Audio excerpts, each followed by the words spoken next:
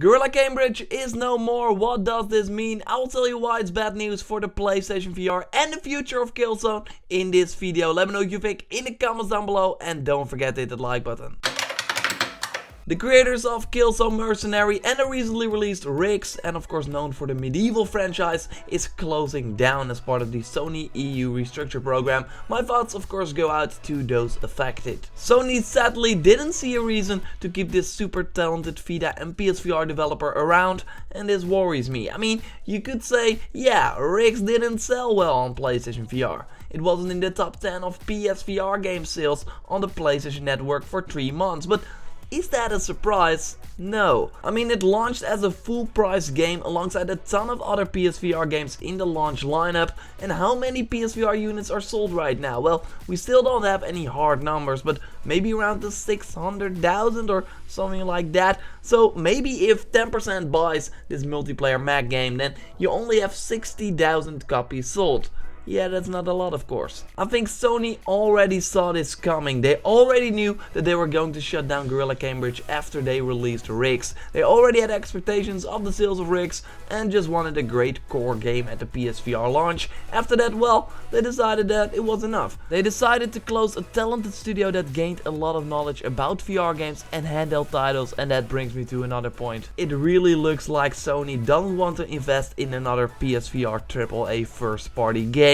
And this is bad for the VR headset. I've criticized the PSVR lineup of games for a long time now, and even after the PlayStation experience, the show that a ton of PlayStation fans watch that probably bought a PSVR, there were almost no new games. No portion of the show was dedicated to this $400 piece of technology. Right now we have Resident Evil 7 coming, Ace Combat, Farpoint, Starblood Arena, and well, that's about it. The only big game being Resident Evil 7. And no, that's not a Sony first party game. They're not investing in this platform with huge games, huge first party games. Sony is now like, please support our PlayStation VR. Yeah, we just closed down the biggest PSVR exclusive studio we had, but please, come on, bring your games. I can't help but think that this is bad. It really comes down to the fact that Guerrilla Cambridge was a studio to support Sony's second-hand hardware. Because Sony wants their first-party studios like Naughty Dog, Sucker Punch and even the Amsterdam-based Guerrilla Games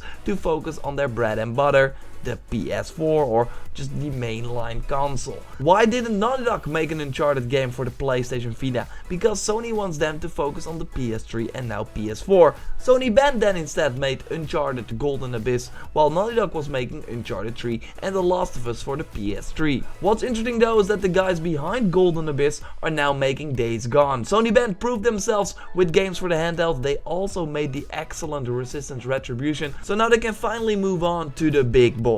Why give them this chance and not Guerrilla Cambridge? Killzone Mercenary is one of the best PS Vita games and one of the handful of real console type experiences on the handheld. RIGS on the other hand is the best core game for the PlayStation VR right now. It makes smart use of the VR with putting you in a robot because yeah, it's weird to walk in VR, so they thought, hey, let's do max. The matches are really fun, fast and intense. It's just an exciting game. Both games have a 78 on Metacritic right now, so that's really good. They are a good studio. If you don't want them to make a PS Vita game, you don't want to support the PSVR, why not let them make a new proper PS4 game instead? With Guerrilla Games in Amsterdam working hard on Horizon Zero Dawn, which is probably going to be the big new franchise on the PlayStation platforms, there is a high chance of it getting a sequel. And as far as I know, they don't have the capacity of making a Killzone game alongside Horizon. So why not give the Killzone franchise to Cambridge then? They made Mercenary on the Vita, they know the franchise, they made a great shooter. They could probably do it as well on the PS4, I'm sure of it. This could mean two things. One, Sony doesn't want to invest in a new Killzone game. They see the first person shooter landscape and think, they're fine. I mean, you got Call of Duty, Battlefield, Titanfall, Doom, Overwatch, Destiny, Battlefront, and they also got some deals with the biggest one. At the end of the trailer for Destiny, you see a PlayStation logo, same goes for Battlefront, and with Call of Duty you have of course the exclusive DLC. So why compete with these shooters? Why invest in a new one when you already got third party doing a great job? And you even have them as like a preferred platform.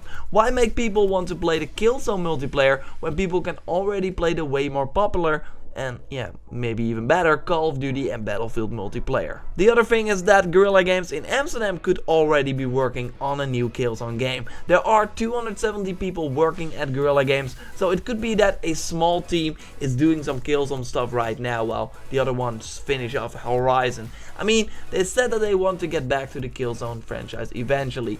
I just think that Horizon is way more profitable for them, and it's a pretty unique game, with Killzone looking a lot like the other first-person shooters. What it all comes down to is that it's just sad that Sony had to do this, that Sony had to close Guerrilla Cambridge. They could have created an amazing new game for the PlayStation VR, or even a new Killzone game. I totally understand that you don't want Naughty Dog, that could be working on The Last of Us Part 2, to work on this piece of technology that not even 1 million people have right now. I totally get that, but why not keep the studio alive that already gained a lot of knowledge about VR that could help your other studios work on the PSVR that you put out, and could be very useful in the future as well to make more VR games. The situation for PSVR, in my opinion, was already bad, and now it looks even worse. Or, like I already said, why not give Guerrilla Cambridge the chance to create their own new IP on the PlayStation 4, like Sony Band is doing with Days Gone? Why can't they be doing that while Guerrilla Cambridge gets shut down? It just sucks. It's also like Cambridge didn't do anything wrong. Of course, Sony shut down Evolution Studios, that was responsible for Drive Club, because the game was supposed to be a launch game, got delayed by a year, and when it came out it was still broken. Okay, that you shut down that studio, I get it, they screwed you, I totally get it. It still sucks for them, of course, you don't want anyone to lose their jobs, but yeah, I can see where you're coming from.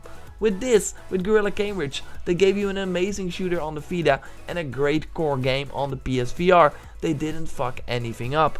Why can't they get another chance?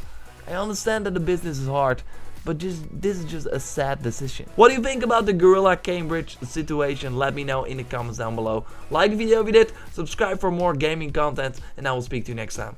Goodbye.